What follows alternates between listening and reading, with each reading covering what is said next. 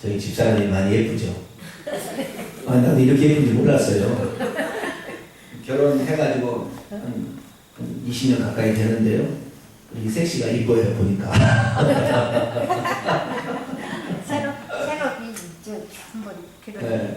아니, 그래서 제가 무슨 생각을 했냐면요. 이제 우리 예지가 커서 우리 예지 시집 보낼 때 엄마가 시집 보낼 때는 고대를 딱 하잖아요. 이렇게 딱 올리잖아요. 이렇게 핀을 딱 꽂고 딱. 이렇게 딱. 폼 좀 주잖아요. 뭐 그런 폼인데, 평소 때 저렇게 한 번 안 해봤대요. 처녀 때, 학생 시절, 대학생 시절에 저렇게 한 번 해보고 안 해봤다는데, 어쨌든 이번에 하도 귀찮아서 밑에다가 이렇게 요 밑에 수비해 있잖아요. 새로운 사람 마음대로 해보시오 그랬더니 저렇게 마음대로 해놨답니다. 지금은 이렇게 오도 뒤에 이렇게 평소 때 못 해보면 한 번씩 해보는 것도 괜찮겠다. 그런 생각이 듭니다. 자, 오늘 누가복음 강의 41번째 시간으로서 성전 정화 사건과 권위 출처 논쟁 이렇게 말씀을 전달하고자 합니다. 예수 그리스도께서 이 땅에 우리를 구원하러 이렇게 오셨잖아요. 우리를 구원하러 오셨는데 우리를 구원하는 영역은 세 가지 영역입니다. 육체적인 영역이죠. 그죠? 우리 질병에 시달리잖아요. 가난과 고통으로 억압받잖아요. 그래서 이런 육체적인 문제가 있고요. 그 다음에 정신적인 문제예요. 많이 가져서 항상 공부하고 뭔가 항상 허전하고 그렇죠? 외롭고 그런 이 정신적인 문제도 있어요. 그 다음에 영적인 문제예요. 아무리 우리가 세상에서 많이 가지고 떵떵거리고 잘 살다 할지라도 천국을 얻지 못하면 무슨 소용입니까? 지금도요, 죽는 즉시 우리는 천국과 지옥으로 갈려진단 말이죠. 자, 내가 딱 죽으면 천국 갈 수 있겠다 확실한 사람 손 들어보세요. 확신이 안 되네. 저 큰일 났네, 주요. 뭐가 확신이 안 됩니까, 지금? 다시 한번 묻겠습니다. 내가 죽으면 나는 지금 천국 가기 확신합니다. 손 들어보세요. 다 살지. 네. 손은 아직도 자신있게 못 듣는 이유는 뭐냐? 죽어봐야 알지라는 그런데 보세요. 자, 우리가 천국 가려면 어떻게 해야 되냐? 오늘 본문의 비유가 그 천국 가려면 어떻게 해야 되는지에 관한 이야기를 또 얘기하고 있어요. 그러니까 오늘 본문을 잘 듣게 되면 오늘 천국 갈지 지옥 갈지가 다 결정이 돼서 언제라도 천국 갈 수 있는 사람으로 준비될 수 있기를 축원합니다. 네. 자, 그러면 예수님께서 이 땅에 오셔서 우리를 위해서 세 가지 구원을 이루기 위해서 오셨지만 그 구원은 당신이 희생을 해서 우리를 위해서 구원하는 것이지 당신이 우리를 정복해가지고 되는 건 아니었어요. 그러니까 예수님이 이제 이 땅에 오셔가지고 우리 죄를 대신하는 제물로 죽으셔야 되거든요. 그런데 예수님께서 제물로 되셔서 죽으셔야 될 때 그때 예수님이 제물이 되시려면 그냥 아니잖아요. 뭔가 제목을 막 찾아가지고 해야 되잖아요. 네? 그런데 그것을 누가 했느냐? 당시에 종교 지도자들이 예수님을 정죄해서 결국에 예수님을 십자가 못 박아 죽게 하거든요. 그러면 그들은 어떻게 되었을 때 그들이 분노가 폭발해가지고 예수님을 죽이겠을까? 오늘날에 우리도 마찬가지. 우리가 세상을 살아가는데 언제 때 가장 분노가 치밀어 오르는 것인가? 이런 부분에 대해서 오늘 본문이 말하고 있습니다. 그래서 오늘 본문 말씀을 통하여 우리가 세상에 살 때 무엇을 경계해야 될 것인가? 그 다음에 우리는 어떻게 하나님께서 우리에게 기회를 줄 때 회개를 해서 결국에 하나님의 구원을 얻을 것인가? 이런 문제들을 오늘 본문 말씀을 통하여 깨달을 수 있기를 축원합니다. 오늘 본문 말씀은 크게 세 가지로 나와 있어요. 하나는 예수님께서 예루살렘에 입성하셨어요. 일요일날. 월요일날 되었을 때 성전에 들어가서 성전을 깨끗이 청소하셨다. 이게 첫 번째 부분이고요. 두 번째 이제 화요일날 오셔가지고 성전에서 가르치게 될 때에 왜 이렇게 당신은 뭔 권세로 이렇게 여기서 가르치느냐? 누가 너에게 가르치라고 그런 권한을 주었느냐? 허락했느냐? 그리고 성전을 네 마음대로 막 뒤집어 엎고 했는데 왜 너가 어디서 그런 권한을 네가 가지고 얻고 했느냐라는 질문을 던지게 됐을 때 예수님께서 그에 대한 답변을 해주신다는 그런 내용이 두 번째 내용이고요. 세 번째는 예수님께서 오셔서 그 이스라엘 백성이 그렇게 회개하라 잘못된 것을 돌이키라 했지만 돌이키지 못함으로 말미암아 결국에 한순간에 심판을 받고 완전히 당할 것이라는 그런 예언의 말씀을 비유로 들려주는 한 악한 포도원 농부들에 관한 그런 이야기가 오늘 본문에 등장하고 있습니다. 첫 번째 부분은 누가복음 19장 45절부터 48절까지 말씀인데요. 예수님께서 이제 예루살렘에 시간으로 따지면 어제 나귀를 타고 이렇게 입성을 하셨어요. 예루살렘에 딱 들어왔는데 들어오는 시간이 어떻게 되는지 밤이 됐어요. 저물어 버렸어요. 그래서 예수님께서는 그 저물음으로 말미암아 쉬실 곳을 찾아가셨는데 예수님은 쉬신 데를 어디로 가셨다고 지난번에 내가 말씀드렸어요? 전부 까막눈인가요? 네? 아니 어디로 그건 이제 예수님 하신 설교 내용이 어디로 다시 가셨어요. 그건 뭐냐면 항상 예수님은 예루살렘에서 주무시지 않으시고요. 항상 예수님이 오시게 되면 예루살렘에서 좀 떨어진, 그러니까 예루살렘 기도는 볼때 감람산이 있고요. 감람산 내려가다가 보면 베단이라는 마을이 있어요. 벳바게와 베단이라는 마을이 거기에 있는데 그 베단이 나사로의 집에서 있었어요. 왜 나사로의 집에 있었느냐? 그 나사로가 나사로가 있었는데 그 집에 있었는데 그 집에 두 여종이 있었어요. 마르다와 마리아가. 그런데 예수님이 항상 예루살렘을 가려면 요단강을 건너서 여리고를 통과해서 베다니를 지나서 감담산을 넘어서 예루살렘을 갔거든요. 그런데 예루살렘 들어가기 전에 베다니에 거기 가게 될 때 예수님을 항상 환영해주고 예수님을 맞이해서 쉴 수 있도록 방도 마련해 주시고 음식도 이렇게 잘해서 이렇게 대접해주는 그런 집이 있었던 거죠. 그게 바로 나사로의 집이에요. 그래서 그 나사로의 집에 가서 예수님이 쉬셨어요. 여러분 예수님이 오시면 문전 박대하실래요? 준비하고 있으실래요? 준비하고 맞아요. 네? 예수님을 주비로 맞아요. 맞아요. 준비하고 있어야 돼. 그래 예수님이 맨날 나는 이 집에 들어가고 싶어. 그래야 되는데 여기 와다가 이 집에 난 안 들어가고 싶은데 이러면 안 되잖아요. 그죠? 네. 항상 주님을 환영할 준비가 되어 있어요. 베다니 가서 쉬시고요. 월요일날 아침이 돼서 다시 성전으로 오게 되는데 여기는 안 나와 있지만 배가 고프셨어요. 아침에 식사를 안 하시고 오셨거든요. 시장하셨어요.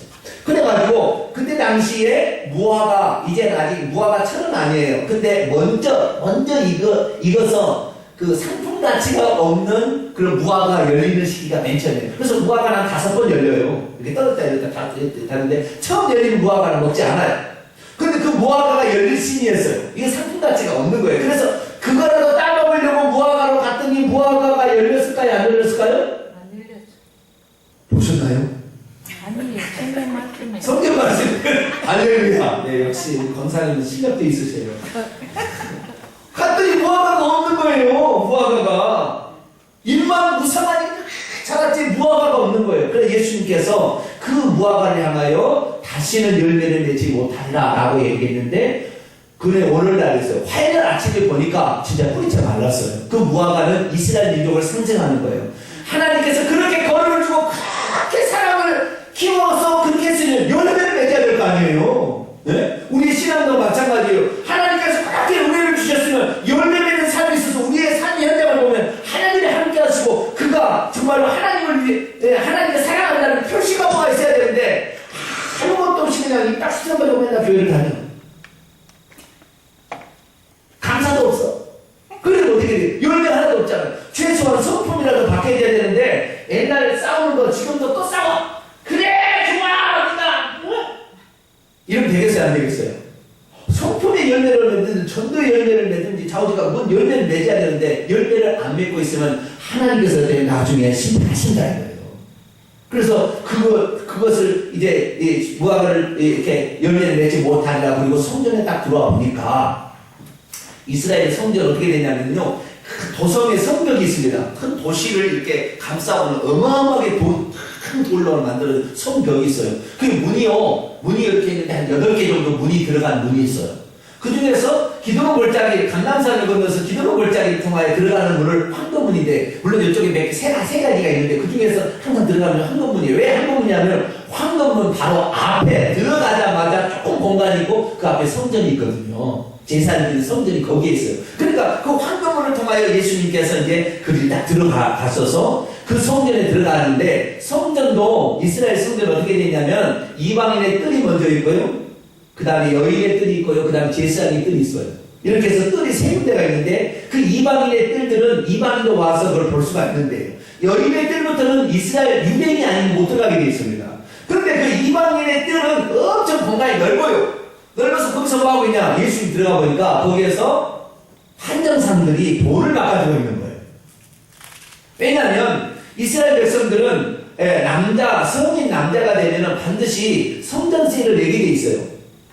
그 출애굽기, 그 이스라엘 백성이 출애굽기 때 장자 재앙을 면한 대가로 하나님께서 그 이스라엘 사람들에게 그런 성전세를 내라고 했거든요. 그래서 반세기를 예수님도 내셨어요. 그래가지고 베드로한테 고기 그렇게 낚아가지고 너를 위하여 반세기를, 나를 위해서 반세기를 한 세기를 내라, 성전세 내라 그랬잖아요. 그런데 이스라엘 백성들은 다 남자들은 성전세를 내야 되는 거예요.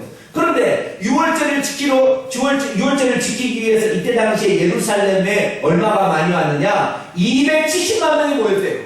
얼마가 모였어요? 270만 명이 모였는데, 평소 때 여기는 얼마나 사느냐? 평소 때 얼마나 살겠어요? 몇십만 명 안 살아요. 10몇만 명 살았던 거야. 정말 몇십만 명 안 사는데 270만 명이 와 있어요. 그러니까 뭐 인산인해를 이루고 있는 그런 상태잖아요. 그런데 그들이 성전세를 내려면 꼭 세 개를 내야 돼. 이스라엘의 동전을 내야 된다 이 말이에요. 근데 자기들이 지금 외국에서 살다 와서 저 그리스, 로마, 뭐 다른 데서 저 아프리카 이런 데서 살다 온 사람들이 성전세를 내려면 자기들 돈을 가져갔다가 바꿔서 내야 돼요. 왜? 하나님은 이방인의 돈을 받지 않고 하나님의 돈을 드려야 된다 이렇게 하는 거예요. 그래서 나중에 가이사의 것은 가이사에게 드시고 하나님의 시라는 말이 나와요. 근데 저희가 세 개를 이렇게 내려고 하니까 그 환전상이 필요했어요. 그래서 돈을 바꿔주는데, 정말 돈을 값어치대로 바꿔주면 얼마나 좋겠어요. 그런데 엄청 폭리를 취하는 거예요. 하나님께 가치를 세 개를 바꿀 때는 2배, 3배를 엄청나게 남겨가지고 돈을 환전을 시켜주는 거예요. 그러니까 이 환전을 하는 것이 돈 되는 일이었어요. 그러면 이 성전 안에서 돌아가는 모든 일들은 누가 감독할까요? 내일이 되어요? 누가 감독할까요? 대제사장이 감독을 하는 거예요. 대제사장이 제사장들을 시켜가지고 그게 감독을 하고 있는 거예요. 그래서 환전상들은 이 대제사장이 기용을 해가지고 환전할 수 있도록, 왜? 제사에 필요한 재물도 그렇게 있어야 되니까 환전상도 이 대제사장의 허가를 맡아서 그렇게 하는 거예요. 그래서 그걸 통하여 환전상들한테 허가를 주면서 돈을 많이 받을 수가 있는 거예요. 뿐만 아니라 또 이제 여기에 제사를 드리러 와야 되잖아요. 제사를 드려요. 왜냐하면 6월절, 그 다음에 7.7절, 초막절은 세 개 절기마다 이스라엘 백성이 와가지고 흩어져 살다가 외국에 있다가 와가지고 제사를 드려야 되는데, 그때 어떻게 해야 되느냐? 재물을 가져와서 드려야 되는데, 그 먼 데를 재물을 가지고 오면 재물이 오다가 그냥 나 죽었어. 근데 죽으면 안 되잖아요. 그래서 흠없고 싱싱한 이런 재물을 바치려면 성전에서 이렇게 거기서 사서 바치는 게 좋아요. 너무 끌고 오기가 힘들잖아요. 그래서 그 성전에서 이게 하는데 나중에 어떻게 변질이 됐냐면, 여기에서 팔지 않은 재물은 바칠 수가 없다고 그랬어요. 당연히 가져도 되긴 되는데, 대제사장들이 이 이방인의 뜰에서 파는 소, 양, 염소, 비둘기가 아니면 안 된다. 그래서 어쩔 수 없이 거기 가서 비둘기를 사고 소를 사야 되고, 그 다음에 뭐 양과 염소를 사야 된다. 그런데 기록에 의하니까요, 비둘기 한 마리 있잖아요. 비둘기 한 마리를 사는데, 밖에서 여기 성전 밖에서 비둘기 한 마리가 예를 들어서 1,000원이었다. 그러면 이 비둘기는 8만 원이에요. 8만 원. 80배에 그렇게 그 이윤을 붙여가지고 팔았어요. 그래도 울며 겨자먹시고, 왜 그거 아니면 안 된다니까. 그러니까 이렇게 한 거예요. 다른 데서 만약에 비둘기 안 사가지고 와잖아요. 그런데 어쩌면 이 색깔이 틀렸구만. 그리고 보내버리는 거예요. 그런데 자기가 성전에서 파는 것은 색깔이 틀려도 좋네. 그걸 받아내는 거예요. 그러니까 이게 통과하려면 어떻게 해야 돼요? 그 안에를 사야 돼요. 그렇게 해서 이제 나중에 시간이 되다 보니까 여기에서 사야 된다는 것이 규칙이 돼버린 거예요. 예수님 와서 성전에 들어가 보니까 온 성전이 그냥 비둘기를 양을 이렇게 떠들고 막 난리가 났어요. 그거 그냥 막 하니까 예수님께서 말이에요. 성전은 하나님께 기도 소리가 울려 퍼져야 되는데 이놈 돈 장사 소리가 완전히 여기 됐구나. 강도의 소울이 되었구나. 라고 하면서 노끈으로 채찍을 만든 다음에 그냥 막 불에 쳐버렸어요. 상도 막 뒤집어 엎어버리고 막 그랬어요. 그러니까 환정사들이 깜짝 놀라가지고 그런 일이 한 번도 없잖아요. 깜짝 놀라가지고 당장 대시장에 보고를 했죠. 그러니까 대시장들이 와서 보니까 뭐예요? 한 청년이 나타나가지고 막 뒤집어 엎고 난리가 난 거예요.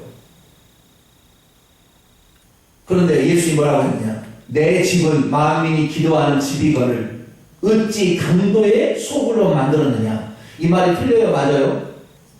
맞잖아요. 틀린 말은 아니잖아요. 그러니까 어떻게 할 수가 없는 거예요. 틀린 말을 안 하고 있으니까. 그리고 예수님의 그 보이지 않는 권위를 아무도 어떻게 막을 수가 없어요. 다시 말해서 성전을 향한 그 열심히 삼키려는 말씀처럼 예수님이 그 하나님의 성전을 사랑하는 마음을 가지고 있는 것을 막을 수가 없는 거예요. 그래서 그때부터 어떻게 했냐? 대제사장들이 이를 빠득빠득 갈았어요. 뭐냐? 저거 봐라. 첫째, 어제 무슨 일이 있었어요? 온 백성들이 예수님을 메시아로 환영하고 자기들 겉옷을 막 땅바닥에다가 이렇게 넣으면서 예수님이 행차하도록 그래서 그를 메시아로 환영해가지고 그분 하나님께 돌려야 될 초막절에 드리는 찬송을 예수님께 찬송을 드리니까 하나님이 받아야 될 것이 인간이 받는다. 이 대장이 생각한 거죠. 그렇게 생각하니까 저거 신상모독이다. 첫 번째. 두 번째, 우리가 그동안에 이 재물을 팔고 환전을 해가지고 돈을 많이 벌어서 보이지 않는 돈에 축적을 하게 됐는데 그 모든 것이 다 틀렸다고 막 뒤집어 버리니까 자신의 경제적인 이득을 얻기 위한 방법을 예수님이 찾아낸 거 아니에요. 자기의 돈 벌 수 있는 그런 방법을 찾아내니까 이를 부득부득한 거예요. 저거 봐라. 그런데 그날 할 수 없었어요. 왜 할 수 없었냐면 어제 예수 그리스도께서 왕으로 입성하는 것을 모든 사람들이 보고 있었기 때문에 어느 누구도 예수 그리스도에 대해서 손가락질하거나 잘못했다 할 사람이 없었어요. 그래서 그날은 예수님 그 종교 지도자들이 그날이요 가만히 있었어요. 그래서 47절에 보니까 대제사장과 서기관과 백성이 지도자들이 그를 죽이려고 꾀하지만 백성이 다 그에게 귀를 기울이기 때문에 어찌할 방법을 찾지 못하고 이빨만 갈고 끝내는 날이에요. 그 다음에 이제 20장이 넘어갑니다. 20장이 넘어가서 이제는 화요일이 됐어요. 화요일. 예수님께서 다시 성전 그날 다시 밖으로 나가서 배당에 계시다가 다시 들어오셨어요. 그래서 성전에서 백성을 가르치셨어요. 그러면서 복음을 전했어요. 그러니까 이 대제사장들과 서기관들, 장로들 이 사람들은 이제 예루살렘의 유대 종교 지도자들로서 사내들인 공의회라 부르는 아주 권력을 가진 자들이에요.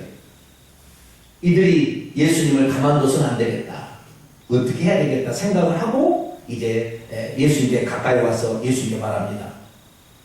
당신 무슨 권위로 성전을 막 뒤집어버리고 당신 무슨 권위로 성전에서 가르치시오? 누가 당신에게 그런 권세를 주었소? 라고 예수님께 질문을 던집니다. 누가 줬어요? 하나님이 준 거죠. 그렇죠?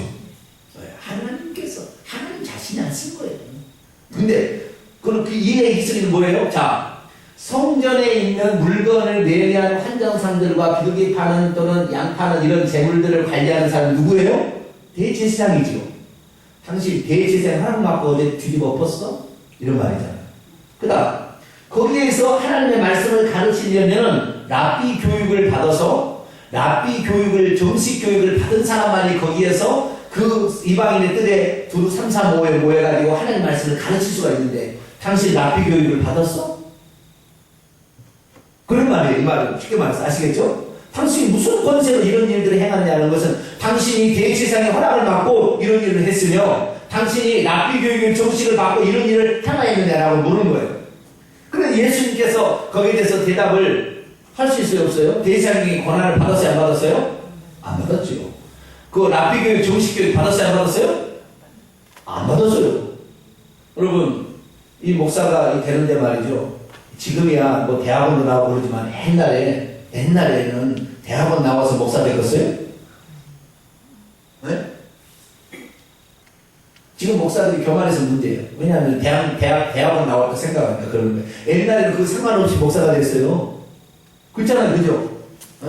그 뭐, 깡패가 다, 그 변화돼가지고 어느 날 목사 된 사람 얼마나 많아요. 그렇잖아요. 성서 신학원 다녀가지고 이렇게 다 목사가 됐다고요. 그러니까 그것이 하나님께서 그에게 권한을 부여하면 되는데, 당신 어디 신학 나왔어? 그러면 할 말 없잖아요. 그 예수님도 그런 거예요. 당신 어디 신학 나왔어? 당신 어디 파야? 그러니까 할 말이 없잖아요. 그렇지만 예수 그리스도께서 지금 하시는 일은 하나님께서 하시고자 하는 일을 하고 있는 거예요. 부패하고 타락하고 하나님의 성전을 더럽혀서 돈을 버는 수단으로 바꿔가고 있는 그 잘못된 관행 이런 것들을 하나님께서 바로 잡으시겠다는 거잖아요. 그렇지만 예수님이 그런 권한을 그들로부터 받지 않았기 예수님한테 할 말은 사실 없어요. 그러나 이것을 하나님 했다 이렇게 말할 수도 없는 형편도 아니에요. 그러니까 예수님께서 그들에게요. 그들이 쓰던 방법.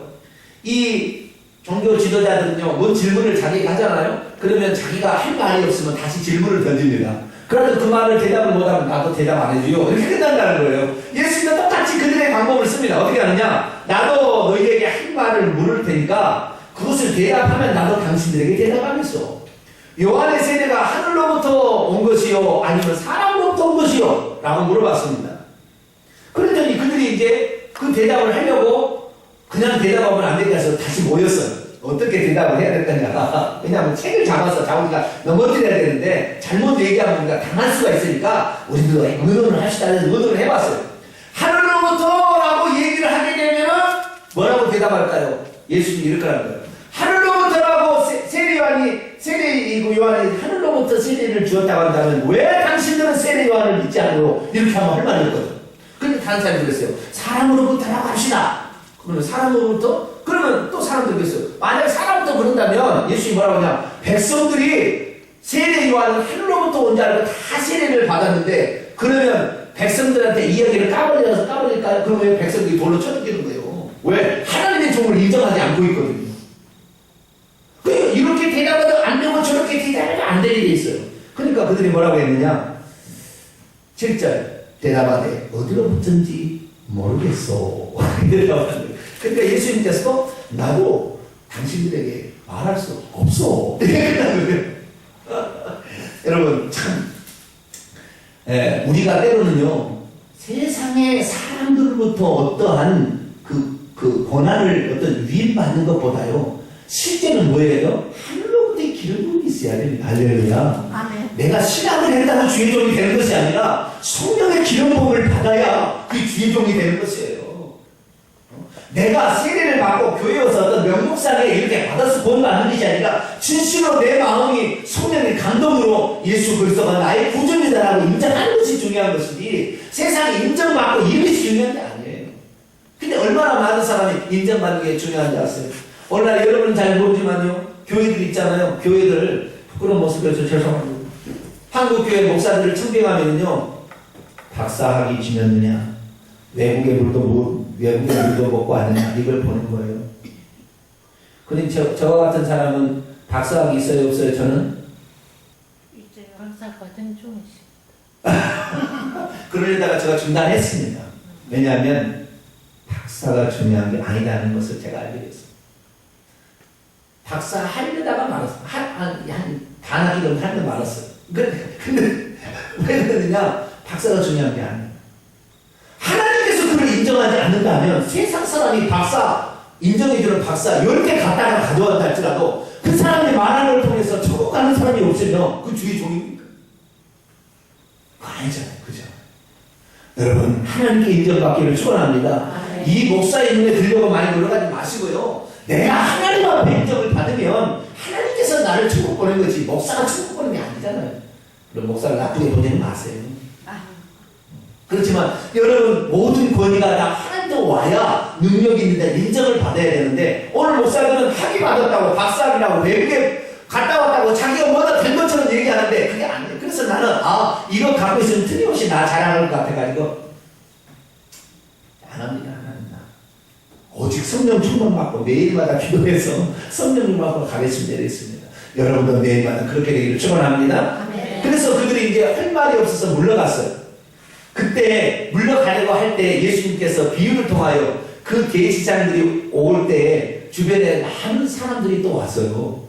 왜냐하면 계시장이 딱 오니까 사람들이 뭔가 보자 하고 따라올 거 아니에요. 그러니까 그 성전에 수많은 사람들이 예수님을 향하여 집중 이렇게 되고 있을 때 예수님께서 하나의 비유를 다 얘기를 하시는 거예요. 한 사람이 포도를 만들었대요. 그런데 이 포도를요 얼마나 잘 만들었는지 마태복음 읽어보면요 좋은 포도나무를 심고요. 그 다음에 이 포도를 해치지 못하고 산을 달리로 딱 막아놨고요. 그 다음에 이 강도나 도둑이 오면은 그것을 살펴보도록 망대를 세워서 파수꾼이 살펴가지고 그걸 벌써 망대까지 세워주고요. 그 다음에 포도가 나오면 그 포도를 짜는 즙틀까지 만들어서 그것을 다 해가지고 돈을 벌 수 있는 모든 준비 시설을 다 갖춰놓은 다음에 농부들에게 말했어요. 내가 잠시 탕비에 갔다가 올 테니까 이것을 맡아서 여러분들이 여기서 농사를 지으시오. 그렇게 얘기를 한 거예요. 그래서 이제 이 사람이 탕비에 갔는데 탕비에 갔을 때에 만약에 이스라엘 법에 의하면 3년 동안 세를 주고 간 주인이 세를 받지 않으면 지금 농사를 짓고 있는 사람이 소유가 되는 거예요. 이스라엘 법이 그래요. 우리나라는 몇 년이죠?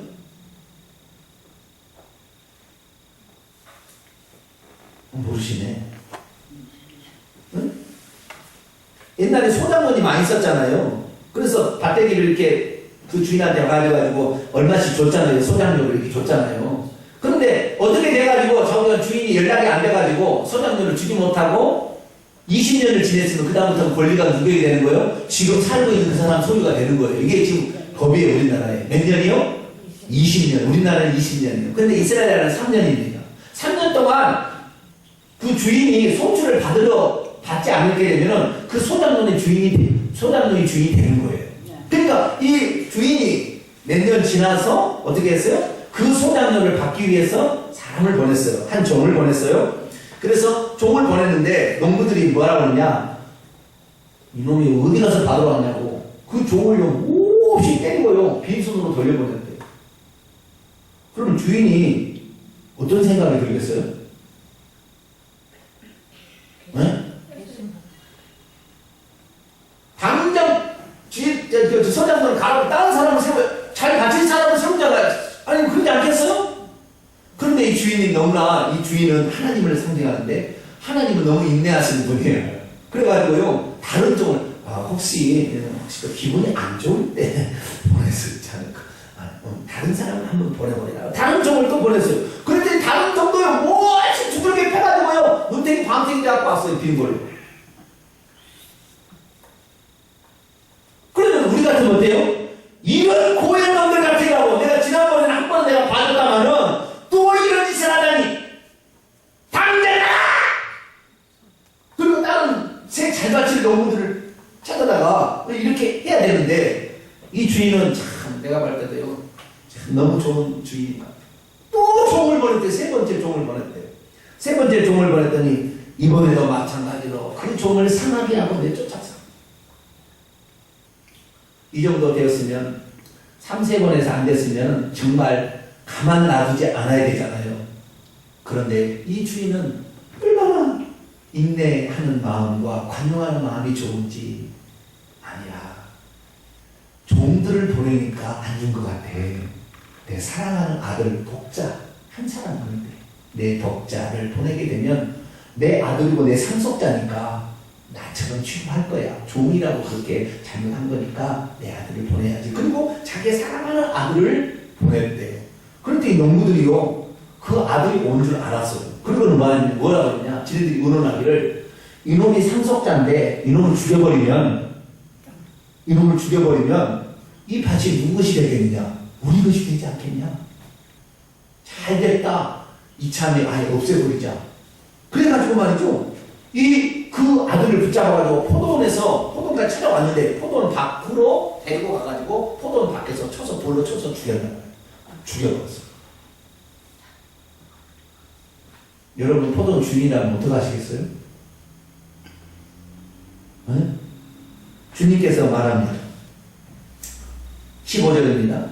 그런즉 포도원 주인이 이 사람들에게 어떻게 하겠느냐 그들이 물어봤어요. 그랬더니 물어보니까 아무 대답을 안 해요. 왜냐하면 자기들이 혹시 책 잡을 수 있으니까 아무 얘기하는. 그래서 예수님 대답을 자문자답식으로 합니다.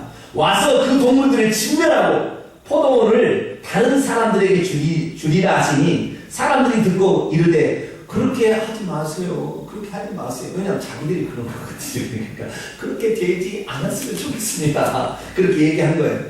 여러분, 오늘 이 포도원 주인은요, 하나님을 상징하고요, 그 종들은 하나님께서 보낸 선지자들이에요. 선지자들. 주의 종들에게 보냈어요. 너희들이 마땅히 내가 너희에게 모든 살 길을 다 마련했으면 나에게 감사와 찬양을 돌려야지. 그거 하나 해가지 않냐고. 오직 니네 욕심도 네 것도 아닌데 너희들 것을 착각하고 이렇게 사는데 너희들 잘못했다라고 종들을 계속 보내고 계속 종들을 핍박하고 종들을 죽이고 나가다가 아들을 예수님까지 보냈는데도 지금 예수님 와서 또 죽을 거예요. 이 아들도 죽일 것이라는 사실을 예수님께서 이 비유로 얘기를 한 거예요.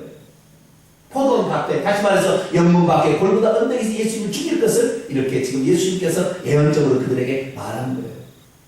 그렇게 안 했으면 좋겠습니다 라고 말하지만 사실은 그들은 그렇게 하고 맙니다. 그래서 3일 뒤에 예수님을 붙잡아서 그렇게 십자가에 처형해서 죽이고 맙니다. 예수님 말씀하십니다. 17절에 그들을 보시며 대제사장들, 장로들, 서기관들, 백성들이 모이는 그들을 보시며 이르시되 기록된 바 건축자의 버린 돌이 모퉁이의 머릿돌이 되었느니라 함이 어찌니냐. 다시 말해서 하나님의 나라, 하나님의 집을 짓는다고 합시다. 이 교회죠. 하나님의 집을 짓는데 하나님의 집을 짓는데 가장 중요한 것이 뭐냐면 모퉁이 돌을 놔야 됩니다. 힘처럼. 여러분 집 짓는 거 보셨어요? 저는 어렸을 때 집을 짓는 거 봤어요. 저희 집을 지었거든요. 제가 초등학교 4학년 때 집을 지었어요. 저희 집을 지었어요. 그래서 저는 집을 짓는 것을 어떻게 짓는지 알아요. 처음부터 제가 봤어요. 그런데 처음에는 줄을 이렇게 탁탁 치더만요. 이렇게 그 담이 아니라 그 벽을 쌓는 이런 줄을 탁탁탁 치더라고요. 먼저 네모나게 크게 18평을 지었는데요. 이렇게 다 하고 짓더라고요. 그 다음에 땅을 파가지고 거기다가 돌을 놓고 그 다음에 뭐 시멘트를 막 받고 이 귀퉁이마다 큰 돌을 세워요. 왜냐면 거기다 기둥을 올려야 되거든요. 그래서 이렇게 하더라고요. 그래서 나는 모퉁이들이 뭔지 알아요. 그래서 가장 중요한 것은 이 집을 짓는데 가장 중요한 것은 이 기둥이 올라갈 가장 중요한 것을 받치는 모퉁이 돌이 아주 중요합니다. 근데 예수님께서 이 땅에 하나님의 나라를 세우기 위한 그 모퉁이 돌로 오셨는데 이스라엘 백성들은 그것을 버려버린 거예요. 그러나 예수님께서는 모퉁이 돌일 것이 아니라 유대인들은 버렸지만 이방인들이 예수님을 우리의 부드러운 오심으로 말미암아 교회가 탄생한 거예요. 할렐루야. 그래서 그 예수님의 반석 위에 우리가 지금 세워져서 교회가 된 거예요. 너희들이 나를 그렇게 너희들 건축자에서 하나님께서 너희들 집을 지으라는데 너희들 버려서도 장차 이방인들이 나를 모퉁이 돌이 되게 해서 교회를 짓게 되시다 얘기하면서 한마디 아주 중요한 얘기를 그들에게 던집니다. 그게 뭐냐? 18절입니다. 같이 한번 읽어볼까요? 시작. 물은 이 돌 위에 떨어지는 자는 깨어지겠고 이 돌이 사람 위에 떨어지면 그를 가루로 만들어 흩으리라 하시니라. 아멘. 예수 그리스도를 믿고 환영하는 자들에게는 모퉁이 돌이 되지만 예수 그리스도를 거역하고 배반하고 예수님을 죽이는 이런 역할을 하는 사람들은 뭐냐? 예수님이 오히려 그들을 깨뜨리는 돌이 되어서 그들을 심판하게 될 것이라고 예수님이 얘기를 하고 있는 거예요. 하나님께서요, 우리들이 잘못해도요, 오늘도 회개하라. 주의 종을 시켜서 회개하라. 얘기합니다. 그러면 그 앞에 무릎 꿇고, 목사님 여기까지 오셨습니까? 내가 이유야를 막론하고, 주의 종의 발등을 여기까지 옮기겠으니 내 잘못이 큽니다. 목사님, 제가 회개합니다. 라고 하면 얼마나 좋겠어요. 제가 성도들을 몇 번을 찾아가 봤어요. 한 사람도 그런 사람이 없습니다. 한 사람도 없어요. 목사라고 흠이 없을 수 있으며 목사라도 모든 말을 다 잘할까요? 실수할 수 있어요. 그래서 제가 실수한 게 있다면, 마음에 잘못된 게 있다면 저의 죄를 용서하시고 다시 시작해보는 게 어떻습니까? 마음도 받아주는 삶이 없게 하고. 우리 인간의 마음이 얼마나 완악한지 참 표현할 수 없어요. 주님께서는 우리에게 계속해서 회개하시오, 회개하세요 라고 주의 종을 보냈지만 결국에 그 종의 말을 귀담아 듣지 않게 되는데 마지막에 한꺼번에 하나님이 심판하시는 거예요. 그래서 평소 때 우리가 잘못한 거 있으면요 다 하나님께 회개할 수 있기를 축원합니다. 여러분 죄 가지고 천국 갈 수 없어요. 우리가 예수 믿었지만 어찌하든 간에 죽기 전에 회개하고 천국 가는 것이지 그냥 내가 예수 믿었다가 어느 날 교통사고 팍 났는데 교통사고 팍 나서 그 자리에서 즉사해서 죽었다. 이 사람은 구원받을 확률이 거의 없어요. 왜냐하면 회개할 기회가 없잖아요. 우리가 정말 평소 때 하나님의 음성에 귀를 기울일 줄 알고 하나님의 말씀을 듣고 내 자신의 가슴을 찢으며 내가 잘못했습니다라고 회개한다면 죽기 전에 여러분이 혹시 지은 죄가 생각나는 죄가 있다면 다 회개하고 천국 갈 수 있는 거예요. 그런데 그 주인, 이 주인이 계속 종들을 보내고 또 다른 종들 3번 보냈다는 것은 3번은 완전수예요. 그가 회개할 때까지 계속 보냈다는 거 아니에요. 그래도 말을 안 듣니까 그의 아들을 보낸 거 아니에요. 여러분 오늘날에 여러분이 잘못했을 때요 하나님께서는요 수만 가지로 여러분들에게 다른 걸 보내요. 사람을 보내고 환경을 보내고 뭘 보내요. 아들을 보내든 자기 자식도 때로는 회개하게 하게 하는 수단으로 보냅니다. 다 보내요. 그러다 뭐예요? 나중에는 목회자를 보내는 거예요.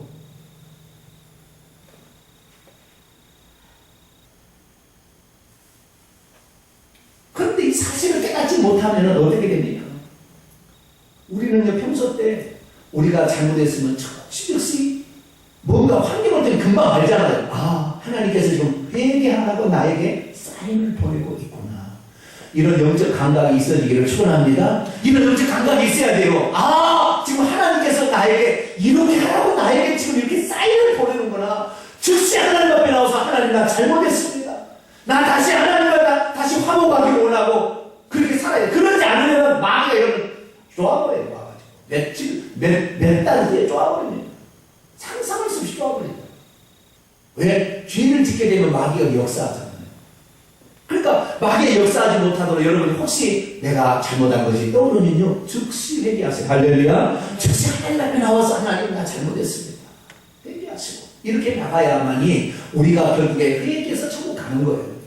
그런데 그 잘못을 회개하지 않냐고 고집부리고 나는 용서할 수 없어. 다른 사람은 절대 내가 당신만큼 용서할 수 없어. 이렇게 살아간다면 주님께서 천국 들어가려고 하는 너가 그를 그렇게 용서할 수 없다고 했으니 나도 너를 용서할 수 없다. 이게 나온다는 거 아니에요. 우리는 오늘 하나님께서 우리를 사랑해서 우리가 잘못했을 때 분명히 우리에게 가르칩니다. 때로는 어떤 사람은요 그것이요 질병으로 와요. 하나님 회개하라고 우리를 보는 사인이 뭘로 와요? 질병으로 온다는 거예요. 질병은 다는 아니겠지만 질병으로도 와요. 누구하고 관계가 악화되는 것으로 와요. 악화되는 것으로 와요. 그때 하나님 앞에 회개하면 하나님 내가 좀 더 이해하지 못했습니다. 내가 이것이 이렇게 하는 것이 내가 잘할 줄 알았는데 이것이 상대방의 마음을 아프게 하는 것이고 이 죄를 다 회개합니다 할 때요 그 순간에 관계가 풀리고 질병이 떠나가고 여러분의 삶의 가난이 떠나가는 겁니다. 할렐루야. 이전에 풀리지 않던 문제 그때 해결되기 시작하는 거예요. 여러분 제가요 여러분을 위해서 기도합니다. 어떤 문제를 가지고 여러분께서 기도하잖아요. 근데 여러분 기도가 응답이 안 되는 단 한 가지 이유가 있어요. 제가 이렇게 주의 종이 여러분을 위해서 제가 뭐 기도하는데 건성으로 기도합니까? 간절히 기도해 주잖아요. 그런데도 응답이 안 되는 이유는 어디 있는 줄 아세요? 목사님 믿음이 없어서 그런가요? 아무리 목사님이 그를 위해서 간절히 기도한다 할지라도 죄를 품고 있으면 응답이 안 되는 거예요. 여러분이 목사님께 기도 부탁을 했는데 기도 응답이 안 됐다. 틀림없이 빨리 회개하실 것이 있는 거예요. 그 회개하면 즉시 응답이 되는데 회개하지 않고 그것을 죄를 싸고 있기 때문에 응답이 안 되는 거예요. 그래서 정말 우리가 천국 가는 비결은 다른 게 있잖아요.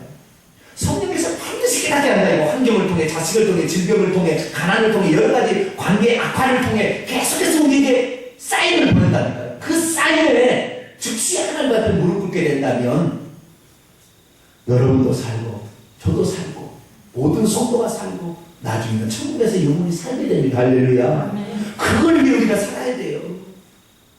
저와 여러분은 오늘 말씀을 통하여 그렇구나. 우리의 모든 삶에 어떤 좋지 않은 환경에 가면 즉시 하나님께 무릎 꿇고 회개해서 천국 가는 사람이 되야 되겠구나 생각하시고 회개하는 삶을 통하여 어디가다 천국에 들어가기를 간절히 축원합니다. 기도하겠습니다. 거룩하신 아버지 하나님, 오늘 하나님의 말씀을 들으며 하나님께서 얼마나 오래 참으시며 우리가 회개하는